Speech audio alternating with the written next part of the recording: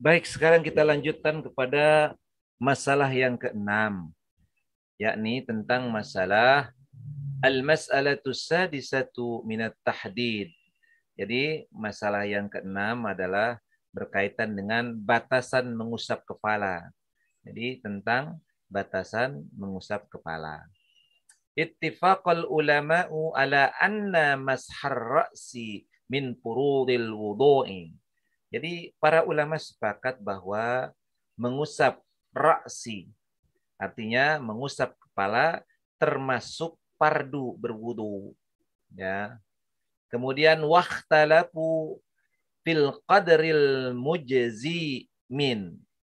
Wahtalafu fil qadril mujzi min. Jadi mereka berbeda pendapat tentang batasan yang dianggap cukup. Jadi perbedaannya tentang masalah al-qadri al-mujzi min, batasan yang dianggap cukup.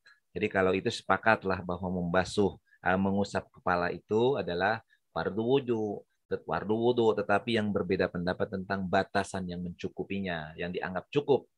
Nah, padahaba malikun ila annal wajiba mashuhu kullu wa dahaba asy-syafi'iyyu wa ba'du ashabi malikin wa Abu Hanifata ila anna masha ba'dihi huwal fardu.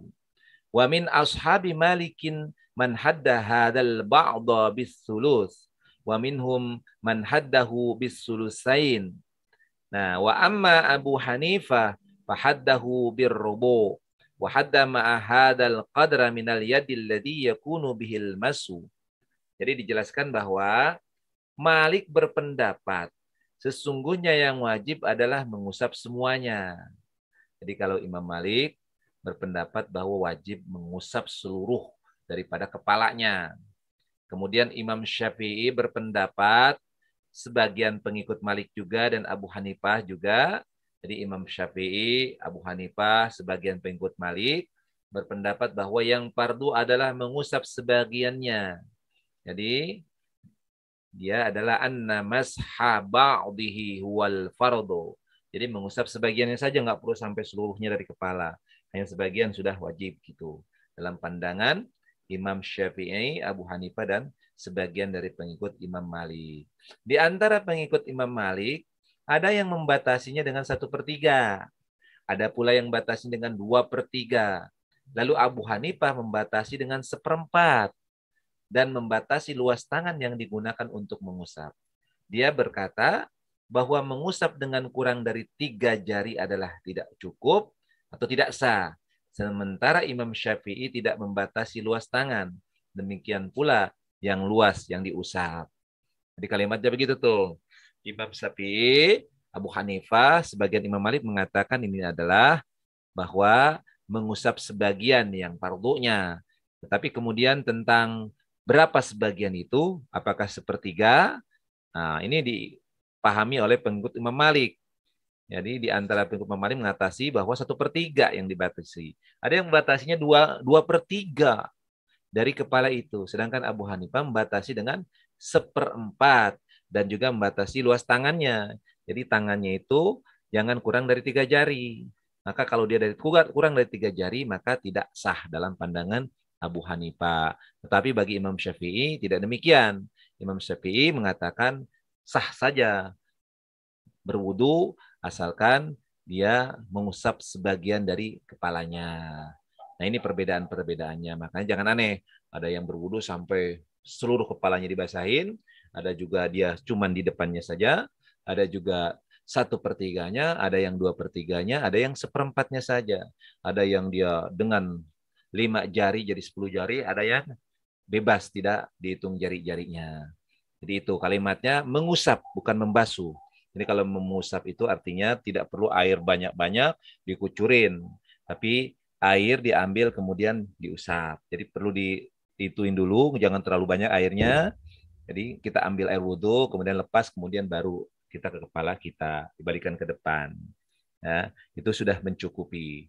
Ya, dalam mazhab Imam Syafi'i, dalam mazhab Abu Hanifah 1/4 saja bahkan sudah mencukupi. Kemudian dilanjutkan. bahwa sebab perbedaan pendapat adalah perbedaan pendapat yang berkaitan dengan masalah ini, yaitu ishtirak ragam makna pada huruf ba dalam bahasa Arab. Seperti firman Allah, tambutu bidduhni, yang menghasilkan minyak. Jadi ishtirak dalam huruf ba. Jadi kadang-kadang itu huruf itu bisa menjadi penyebab perbedaan. Jadi wa aslu hadal ikhtilafi al-ishtiraku alladhi fil ba fi kalamil Arab. Jadi dasar asal perbedaan pendapat ini adalah ragam makna dari huruf ba dalam bahasa Arab, dalam ucapan orang-orang Arab. Wadzalika annaha marratan takunu zaidatan misla qaulihi ta'ala tambutu bihduhni. Jadi kalimatnya adalah karena dalam bahasa Arab itu seperti kalimat tambutu bidduhni. Nah, dalam surat Al-Mu'minun ayat 20. Terkadang mengandung makna zaidah, tambahan bagi orang yang membaca dengan ungkapan tumbitu. Jadi ada yang mengatakan tambutu bidduhni, ada yang membaca tumbitu bidduhni. Nah, kalimatnya begitu. Nah, dengan ungkapan tumbitu maksudnya dengan huruf ta yang didhamahkan dan huruf ba yang dikasrahkan, yang diambil dari kata anbata. Jadi mengandung makna ziyaidah, tambahan bagi orang yang membaca dengan ungkapan tumbitu. Jadi tambahan maksudnya dengan huruf ta yang didhamahkan dan huruf ba yang dikasrahkan, yang diambil dari kata anbata. Terkadang menunjukkan makna sebagian seperti perkataan seseorang. Akhadtu bisawbih. Di kalimat atau huruf ba ini kadang maknanya zaida, tambahan. Tambutu bidduhni, yang menghasilkan minyak. Nah, kemudian ada yang menganggap atau menunjukkan bahwa huruf ba ini sebagai makna sebagian. Seperti misalnya ucapan akhadtu bithawbihi, aku mengambil sebagian bajunya. Dan tidak ada alasan untuk mengingkari ungkapan seperti ini dalam bahasa Arab. Maksudnya bahwa huruf ba mengandung makna sebagian. Ini adalah pendapat ulama Nahwu Kufa. Jadi ini perbedaan tentang huruf ba ini yang kemudian muncul perbedaan-perbedaan pemahaman. Jadi wamsahu bi ru'usikum, kalimatnya kalimat bi ru'usikum, bi dalam kata ru'usikum itu, maka bi ini yang kemudian menjadi penyebab ulama berbeda memaknainya. Begitu kalimatnya. Ulama yang berpendapat bahwa huruf ba adalah zaidah, tambahan, mereka mewajibkan mengusap semua kepala. Jadi wamsahu biru'usikum, maka usaplah seluruh kepalamu, gitu. Kalau maksud kalimat baknya jiadah, ya, sebagai huruf tambahan. Padahal makna yang terkandung dalam zaidah tersebut adalah penguat. Sementara orang yang berpendapat menunjukkan sebagian, mereka wajibkan sebagian kepala. Mereka berargumentasi pula dengan hadis Mughirah. Jadi kalimat orang yang mengatakan wamsahu biru'usikum dan usaplah sebagian kepalamu, baknya adalah bak di makna sebagian, maka dia mewajibkan setengahnya saja, gitu hadisnya. Jadi sekali lagi, orang yang memandang asal muasal perbedaan pendapat apakah seluruh kepala atau sebagian seperempat, sepertiga, atau 2/3, itu adalah di dalam konteks memahami huruf ba.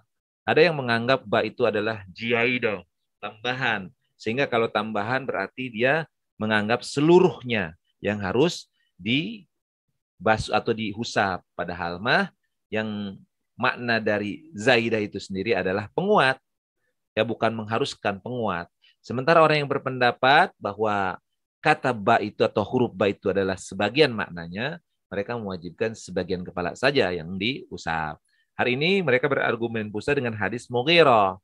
Annan Nabi sallallahu alaihi wasallam tawaddo'a famasaha binasiyatihi wa 'alal imamah. Sesungguhnya Nabi sallallahu alaihi wasallam berwudu lalu mengusap kepala lalu mengusap depan kepala dan di atas serbannya. Lalu mengusap kepala depan dan di atas serbannya. Jadi mengusap depan kepala dan di atas serbannya. Jadi dia Artinya sorbannya itu masih nempel. Cuman kepalanya itu sorbannya dia turunkan saja.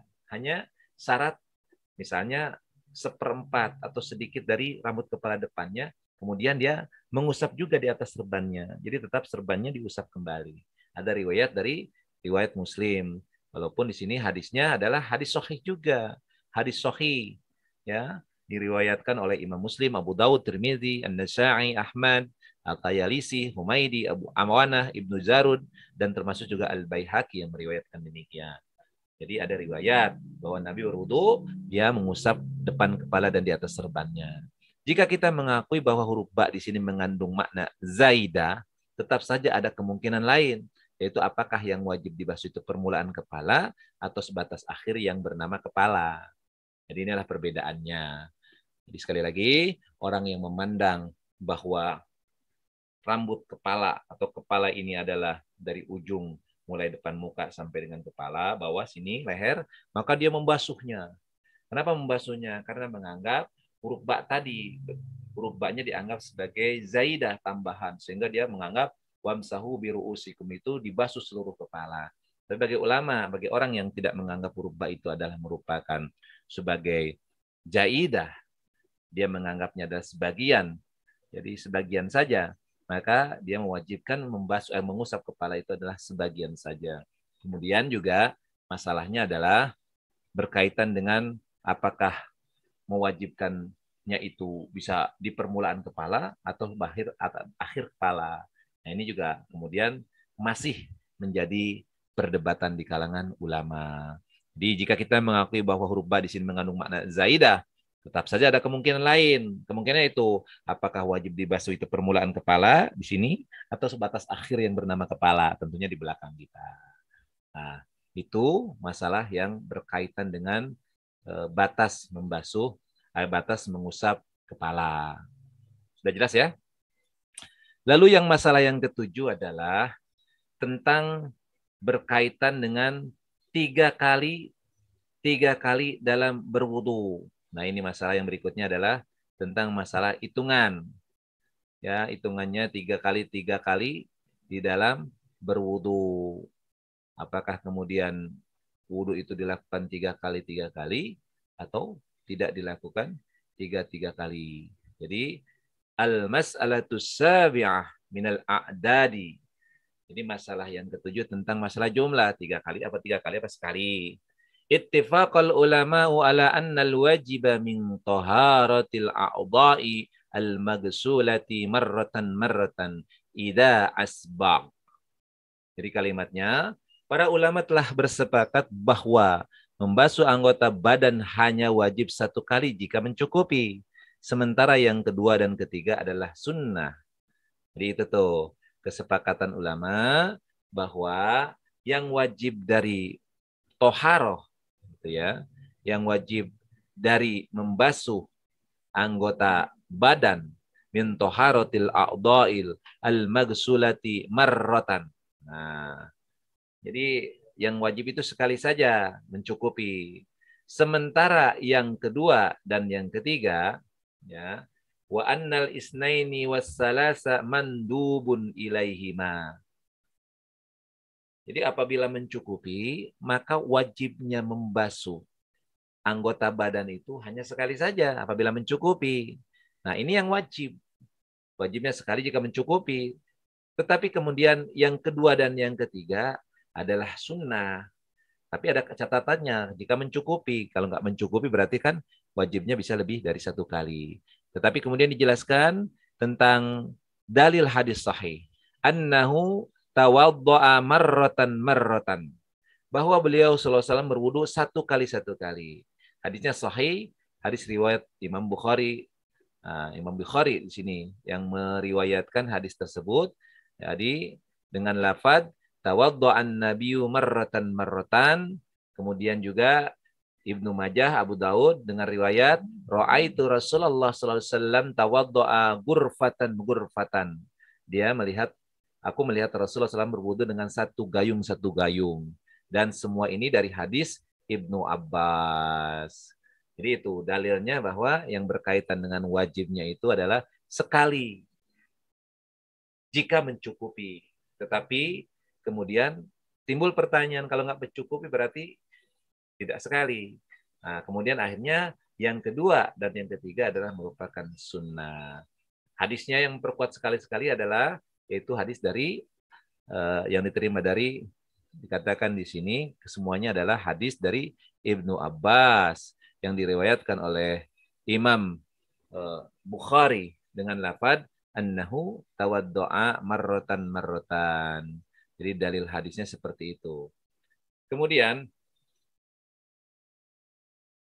ada hadis juga tawaddo'a marrataini. Beliau sallallahu alaihi wasallam berwudu dua kali. Nih, ada hadis diterima dari sama hadis dari Bukhari ya dengan lafaz annan nabiyya tawaddo'a marrataini. Jadi Nabi berwudu dua kali. Nah, ini dalam mas ini pun ada hadis dari Abu Hurairah juga. Nah, kemudian ada juga hadis annahu tawaddo'a salasan. Bahwa beliau sesam berwudu tiga kali. Ini hadis juga adalah ungkapan ini diriwayatkan dari hadis Abdullah bin Umar. Sesungguhnya beliau berwudu tiga kali dan disandarkan kepada Nabi SAW. Hadis riwayat An-Nasai, Ibnu Majah, Ahmad, dan dinilai oleh Ibnu Majah. Dinilai sahih oleh Ibnu Majah. Jadi dalil tentang berapa kali jumlah dia membasuhnya, apakah sekali, dua, atau tiga kali, ternyata tiga-tiganya bersumber dari hadis. Jadi ada hadisnya yang semuanya sahih. Yang pertama itu adalah hadis dari Imam Bukhari. Yang kedua juga sama, hadis dari Imam Bukhari. Sahih posisinya diterima dari Ibnu Abbas. Dan yang ketiga juga adalah hadis yang sahih yang diriwayatkan oleh Ibnu Majah, An-Nasai, dan juga Ahmad. Jadi ini ada tiga pendapat yang berkaitan dengan masalah membasuh anggota tubuh. Jadi kalau ada yang membasuh sekali, dalilnya aku melihat Nabi berwudu sekali-sekali. Kalau dua kali ada dalilnya, yang ketiga ada dalilnya. Dan tiga-tiganya adalah hadis yang sahih. Kemudian dilanjutkan. Wasababu ikhtilafihim fi dzalik ikhtilafuhum fi qabuliz ziyadah al-waridati fil hadisi al-wahidi idza atat min tariqi wahidin wa lam yarwiha aktsar. Wadhalika anna aktsaral ahadisi allati ruwiya fiha annahu tawadda'a salasan min hadisi Utsman wa ghairihi lam yunqal fiha illa annahu masaha bi ra'sihi salasan. Sebab perbedaan pendapat, perbedaan mereka dalam menerima tambahan yang ada pada satu hadis. Jika diriwayatkan dari satu jalur periwayatan, maka kebanyakan ulama tidak akan memandangnya. Karena kebanyakan hadis yang menjelaskan bahwa Rasulullah SAW berwudu tiga kali datang dari hadis Utsman, juga yang lainnya. Dan dalam kebanyakan riwayat tersebut dinukil keterangan bahwa beliau hanya mengusap satu kali. Padahal pada sebagian riwayat dari Utsman tentang tata cara berwudu Nabi SAW diungkapkan annahu alaihi salatu wassalam masaha bi ra'sihi thalasan. Sesungguhnya beliau Rasulullah SAW mengusap kepalanya sebanyak 3 kali. Ini hadis sahih diriwayatkan oleh Abu Daud, An-Daraqutni, dan Al-Albani berkata dalam Sahih Abu Daud hasan sahih. Jadi ini nih. Jadi perbedaan pendapat adalah dalam menerima tambahan yang ada pada satu hadis. Ya, jika diriwayatkan dari satu jalur periwayatan, maka kebanyakan ulama tidak akan memandangnya. Karena kebanyakan hadis yang menjelaskan bahwa Rasulullah SAW berwudu 3 kali datang dari hadis Utsman, juga yang lainnya. Dan dalam kebanyakan riwayat tersebut dinukil keterangan bahwa beliau hanya mengusap satu kali. Padahal sebagian riwayat dari Utsman tentang tata cara berwudu sallallahu alaihi wasallam diungkapkan bahwa beliau masaha bi ra'si salasan, mengusap kepalanya sebanyak 3 kali. Imam Syafi'i memperkuat wajibnya menerima tambahan ini dengan keumuman riwayat yang menjelaskan bahwa beliau sallallahu alaihi wasallam berwudu satu kali, dua kali, atau tiga kali.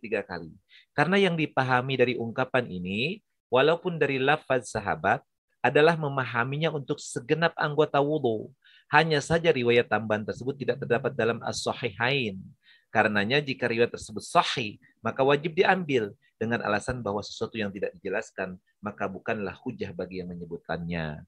Kemudian, kebanyakan ulama menetapkan wajib dalam memperbaharui air untuk mengusap kepala dengan landasan kias terhadap anggota wudhu yang lain. Dan diriwayatkan dari Ibnu Majisyun bahwa dia berkata, jika airnya sudah habis, maka rambut diusap dengan basahan jenggot. Inilah pendapat yang dipilih oleh Hubaib, Malik, dan Asy-Syafi'i. Jadi ada yang berpendapat nih, jika airnya kehabisan, karena kita tahu paham daerah Saudi Arabia, Arab Saudi, susah air, maka airnya diambil dari basuhan jenggot. Ini kan kita paham bahwa membasuh jenggot itu dalam mazhab Malik tadi disebutkan adalah wajib, sedangkan Imam Syafi'i, Abu Hanifah mengatakan adalah sunnah atau tidak wajib. Dalam tata cara mengusap kepala dianjurkan mengawalinya dari depan kepala, lalu diusapkan sampai ke belakang kepala. Kemudian membalikannya ke tempat semula. Hal ini berdasarkan hadis sahih dari Abdullah bin Zaid, yaitu hadis muttafaqun alaih, dari diriwayatkan Imam Bukhari, Muslim, Abu Dawud, At-Tirmidzi, An-Nasai, Ibnu Majah, dan Ahmad.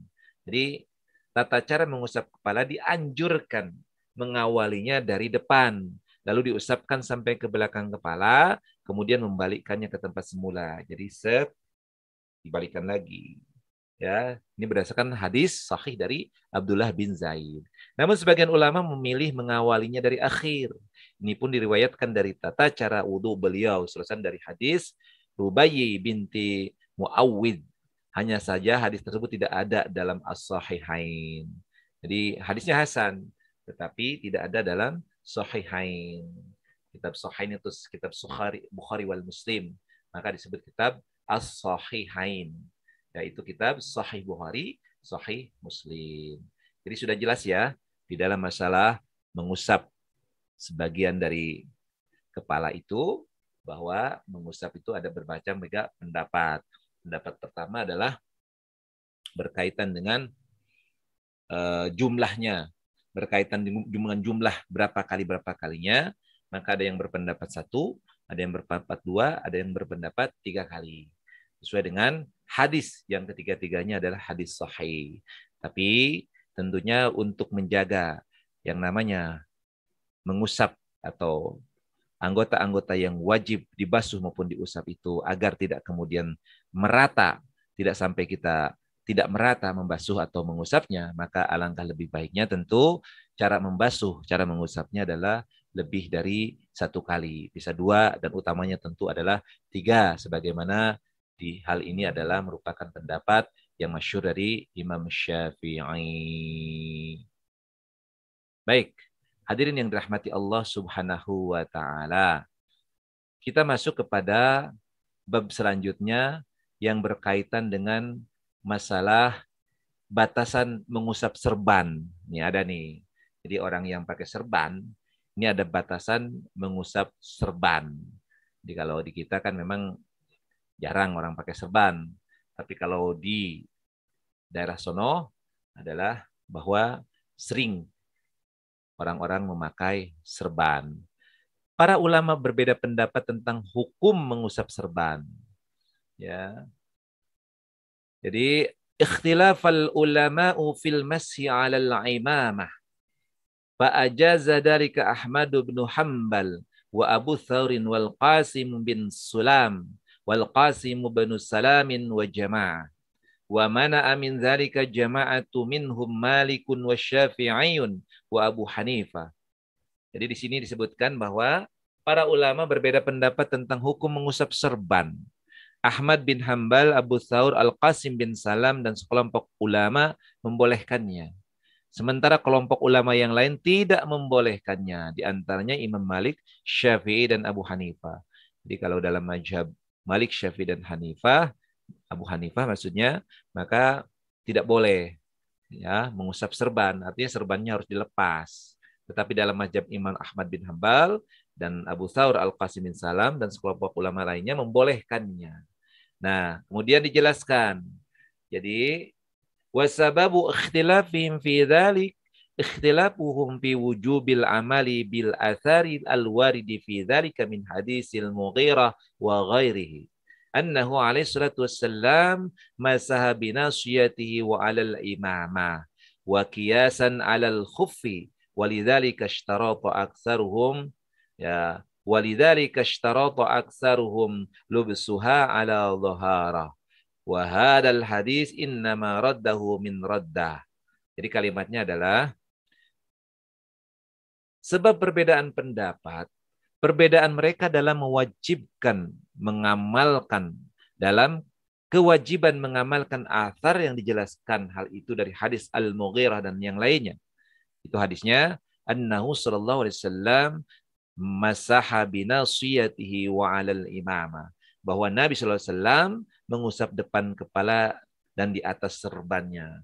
Ini hadis sahih yang diriwayatkan Imam Muslim, Abu Daud, dan juga Tirmizi serta yang lainnya. Jadi baginda Rasulullah dia mengusap depan kepala dan di atas serbannya. Dan dengan dasar kias kepada mengusap khuf. Khuf itu adalah sepatu. Karena itulah kebanyakan dari mereka menyaratkan memakainya dalam keadaan suci. Para ulama yang tidak menerima hadis ini beralasan bahwa hadisnya tidak sahih atau karena bertentangan dengan zahir ayat. Maksudnya perintah untuk mengusap kepala. Atau karena pengamalannya tidak terkenal bagi ulama yang mensyaratkan terkenal jika mengamalkan hadis ahad. Khususnya di Madinah seperti yang telah dimaklumi pada mazhab Maliki yang mensyaratkan pengamalan telah populer padahal hadis tersebut diriwayatkan oleh Muslim. Kemudian Abu Umar bin Abdul Bar berkata itu adalah hadis yang ma'lul, yang cacat. Dan dalam sebagian jalur periwayatannya diungkapkan bahwa beliau sallallahu alaihi wasallam mengusap serbannya tanpa menyebutkan kata depan kepala. Karena itulah sebagian ulama tidak mensyaratkan mengusap depan kepala ketika mengusap serban dengan alasan tidak mungkin hukum asal dan pengganti bersatu dalam perbuatan. Jadi simpelnya di dalam masalah mengusap serban, ada yang mengatakan itu adalah boleh mengusap serban berdasarkan keumuman hadis tadi, ya, yaitu hadis dari Al-Mughirah yang berkaitan dengan bahwa Rasulullah mengusap sebagian kepalanya, kepala depannya, dan kemudian mengusap di atas serbannya. Tetapi ulama seperti Imam Malik, Imam Syafi'i, dan Abu Hanifah mengatakan tidak membolehkannya, ya. Karena apa perbedaan kemudian itu terjadi? Karena perbedaan dalam kewajiban mengamalkan athar yang menjelaskan hal itu. Jadi tentang masalah kewajiban mengamalkan athar. Kemudian dan dengan dasar kias kepada mengusap khuf, karena itulah kebanyakan dari mereka mensyaratkan makanya dalam keadaan suci. Jadi syaratnya harus dalam keadaan suci.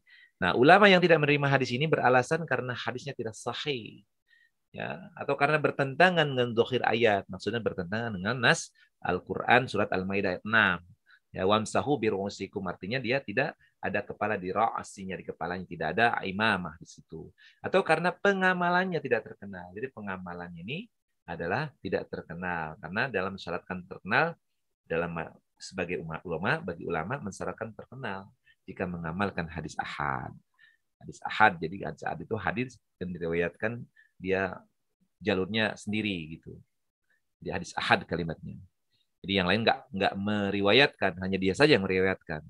Nah itu, jadi kalau nggak populer, maka ulama-ulama menganggap bahwa tidak termasuk kategori yang harus diamalkan hadis tersebut.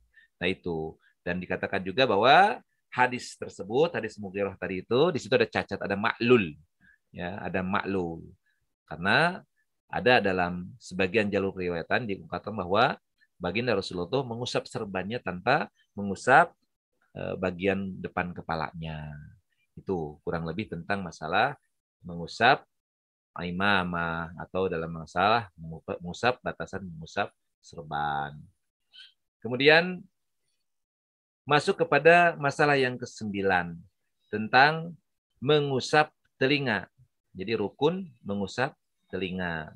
Masuk di dalam masalah rukun mengusap telinga. Al-mas'alatu tasi'ah minal azkani. Jadi minal azkani.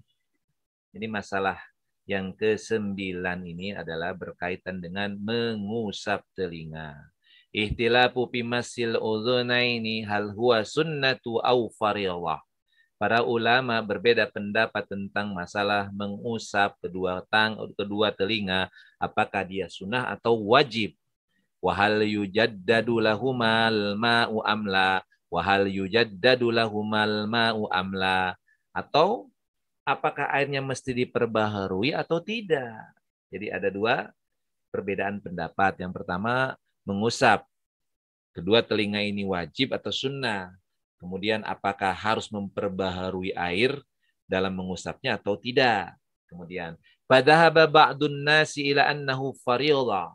Sebagian orang berpendapat bahwa itu adalah wajib. Wajib mengusap kedua daun telinga. Wa annahu yujaddadu lahumal ma. Wa annahu yujaddadu lahumal ma.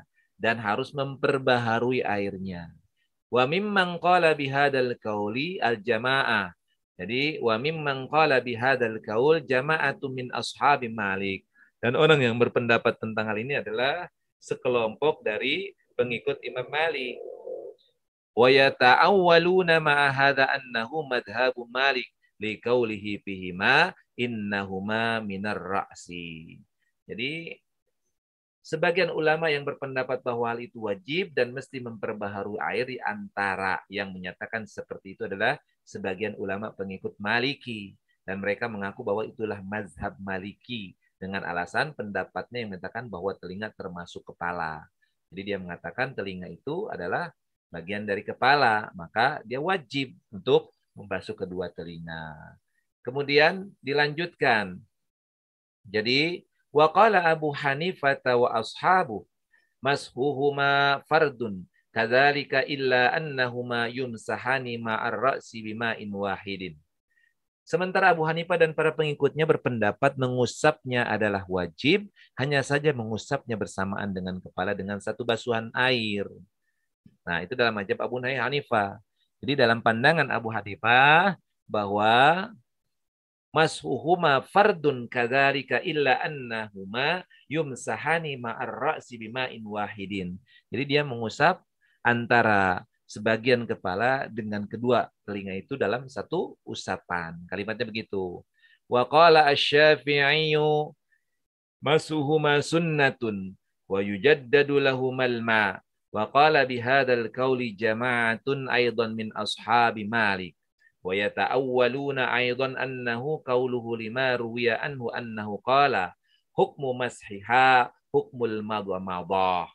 Imam Syafi'i berkata, mengusapnya adalah sunnah dengan memperbaharui air. Pendapat ini pun dipegang oleh sebagian pengikut Imam Malik. Mereka pun mengaku bahwa ini adalah pendapat Malik dengan alasan perkataannya hukumnya adalah sama dengan hukum berkumur-kumur. Jadi bagi Imam Syafi'i itu adalah mengusap kedua telinga ini adalah merupakan sunnah dan harus memperbaharui air. Jadi tidak satu usapan dengan mengusap kepala tadi. Dan dalam mazhab Syafi'i tentu bukan sekali jumlah usapannya, tetapi 3 kali. Nah ini. Kemudian sebagian pengikut Imam Malik mengatakan bahwa ini pendapat Malik juga. Dia mengusap merupakan sunnah dan juga dilakukan dengan memperbaharui airnya. Tidak dalam satu usapan antara sebagian kepala atau kepala dengan telinga. Itu pendapat Imam Syafi'i. Nah, sedangkan Abu Hanifah sekali lagi berpendapat bahwa diusapnya adalah berbarengan satu kali air dengan mengusap kepala. Jadi sebagian kepala diusap ke belakang, samping langsung. Jadi dari depan ke belakang, lalu ke kuping. Nah, tarik lagi dari belakang ke depan. Nah, itu dalam mazhab Abu Hanifah. Tetapi dalam mazhab Imam Syafi'i, dia mengatakan ini 3 kali pengusapan, ya. Dia mengatakan setengahnya, kemudian diperbaharui lagi, dia mengusap telinganya, daun telinganya, dan ini dilakukan 3 kali dengan air yang baru, tentunya tidak air yang sekali usapan tadi. Kemudian dijelaskan lagi bahwa wal aslu ikhtilafihim fi kauni masihima sunnatan au fardhan. Jadi sebab perbedaan pendapat mereka dalam memahami asar tentang hal ini, tentang mengusap telinganya Nabi sallallahu alaihi wasallam, apakah merupakan tambahan terhadap apa yang ada dalam Al-Qur'an tentang mengusap kepala, maka hukumnya adalah sunnah jika dirasakan adanya kontradiksi antara hadis dan ayat, atau sebagai penjelas terhadap masalah mujmal, global dalam Al-Quran sehingga dipahami wajib. Jadi ini sebab perbedaan pendapat adalah dalam memahami hadis tadi tentang bagaimana Rasulullah mengusap telinganya, apakah merupakan tambahan terhadap apa yang ada dalam Al-Quran tentang mengusap kepala tadi, maka hukumnya adalah sunnah jika dirasakan adanya kontradiksi antara hadis dengan ayat. Jadi kalau hadis itu bertentangan dengan ayat, maka dari wajib dia menjadi sunnah. Atau sebagai penjelas terhadap masalah yang umum dalam Al-Quran sehingga dipahami wajib. Kemudian walhasil, ulama yang mewajibkan menjadikannya sebagai penjelas bagi sesuatu yang mujmal dalam Al-Quran. Jadi yang mewajibkan dia menjadikan sebagai penjelas dalam masalah yang umum dalam Al-Quran. Sementara yang tidak mewajibkan menjadikan sebagai tambahan seperti berkumur-kumur dan asar-asar yang menjelaskannya cukup banyak. Walaupun tidak ada dalam as-sahihain, hanya saja hal itu masyhur dalam pengamalan. Adapun perbedaan pendapat mereka tentang memperbaharui air disebabkan oleh kategori telinga. Apakah ia merupakan anggota wudhu secara menyendiri atau merupakan bagian dari kepala? Nah ini, telinga ini kan apakah bagian dari kepala atau bukan merupakan terpisah dari kepala. Nah ini yang jadi kemudian perdebatan dan perbedaan pendapat dari kalangan ulama. Oleh karenanya timbul permasalahannya nanti adalah ada orang yang dia mengusap telinga berbarengan dengan mengusap kepala, ada juga yang memisah-misahkannya, mengusap kepala dengan mengusap kedua telinganya. Dan ada sebagian ulama yang berpendapat syaz, artinya nyeleneh, janggal. Mereka mengatakan bahwa telinga dibasuh berbarengan dengan muka. Jadi telinga berbarengan dengan muka. Ini syaz nih. Yang lainnya berpendapat bagian dalamnya dibasuh bersama kepala, sementara yang bagian luarnya dibasuh bersama dengan wajah. Hal ini disebabkan oleh kategori telinga apakah bagian dari kepala atau bagian dari muka. Ini semua tidak berarti karena asar yang masyhur adalah mengamalkan membasuh telinga dan Imam Syafi'i menganjurkan pengulangan sebagaimana hal itu dianjurkan dalam mengusap kepala. Jadi kalau Imam Syafi'i menganjurkannya itu 3 kali pengulangan. Nah ini di antaranya yang berkaitan dengan masalah hadis.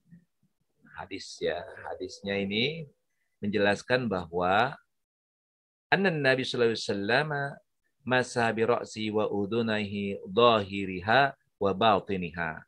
Jadi tentang cara mengusapnya. Jadi dijelaskan tuh. Di antara hadis-hadis atau asar-asar tentang masalah berkaitan dengan mengusap telinga, di antaranya hadis Ibnu Abbas bahwa Nabi Shallallahu Alaihi Wasallam mengusap kepalanya dan kedua telinganya luar dan dalamnya. Nah ini kemudian hadis Muqdam bin Al-Ma'di Karib. Ada Nabi Shallallahu Alaihi Wasallam memasah bi ra'si wa udhunai zahiriha wa batiniha wa adkhala usbu'aihi fi hujra udhunaihi. Sungguhnya Nabi SAW mengusap kepala dan kedua telinganya, luar dan dalamnya, dan memasukkan kedua jarinya ke dalam dua lubang telinganya. Jadi ini nih caranya, cara mengusap daun telinga. Jadi mengusap bukan hanya luarnya, tetapi juga dalamnya. Jadi ada dhahiriha wa batiniha wa adkhala usbu'aihi fi hujra udhunaihi. Dia memasukkan kedua jarinya ke dalam lubang telinganya. Jadi untuk membersihkannya. Nah ini adalah hadis yang cukup masyhur yang diamalkan di dalam mazhab Syafi'i. Kemudian hadis Ar-Rabi binti Muawwidh, dia berkata, "Kana Rasulullah sallallahu alaihi wasallam ya'tina fahaddatsana." Jadi fahaddatsana annahu qala skubi li wudu'an. Jadi kalimatnya kana Rasulullah sallallahu alaihi wasallam ya'tina fahaddatsana annahu qala skubi li wudu'an.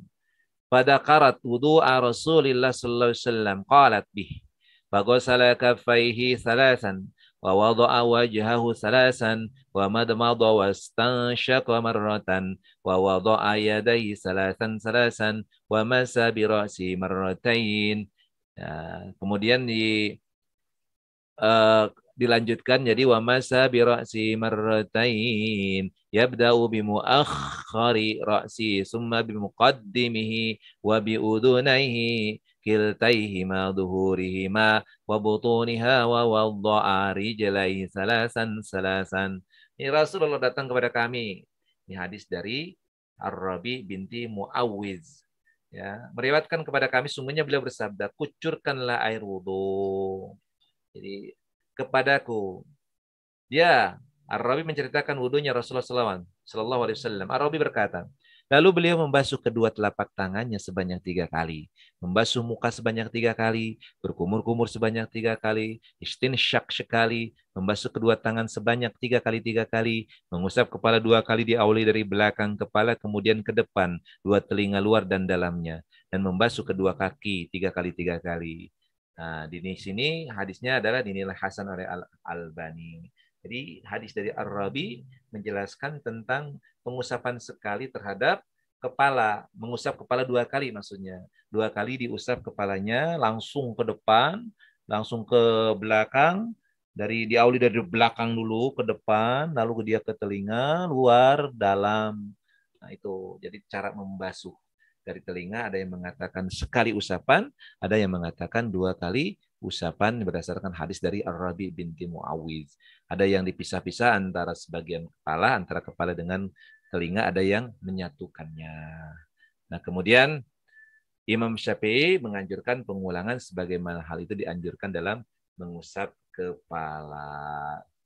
Hadirin yang dimuliakan Allah Subhanahu wa taala.